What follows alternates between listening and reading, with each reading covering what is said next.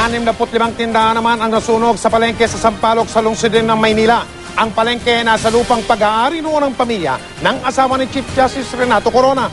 Nakatutok si Lia Manyalak del Castillo.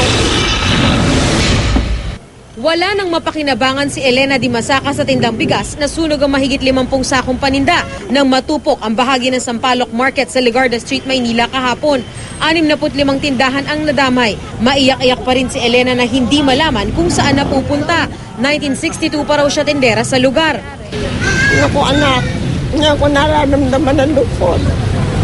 Siyempre, ang daming nasira sa aking paninda. Sa bigas lang, hindi 50 sa ako lang yung naano sa akin. Ayaw yung bunto na yung panibigas yan.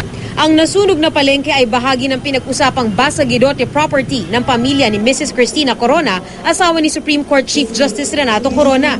Sa impeachment trial, mismong si dating Manila Mayor Lito Atienza ang tumestigo kaugnay sa pagkakabili ng syudad ng Maynila sa nasabing lupa na ginawang palengke.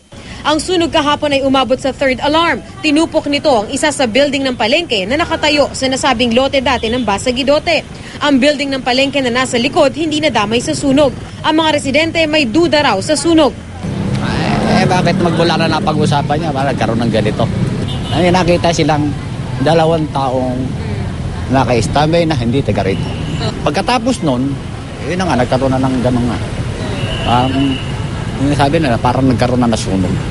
Sinasabing sa stall na ito na mga tsinelas nagsimula ang sunog. Patuloy pa rin ang investigasyon ng mga bombero kaya hindi pa nila matukoy kung saan at paano nagsimula ito. Ang mga nagtitinda naman hinahanapan pa ng pansamantalang pwesto ng lokal na pamahalaan. Sa isang text message, sabi ni Chief Justice Corona, hindi nila nabalitaan ang sunog dahil hindi na raw sila nagbabasa o nanonood ng balita.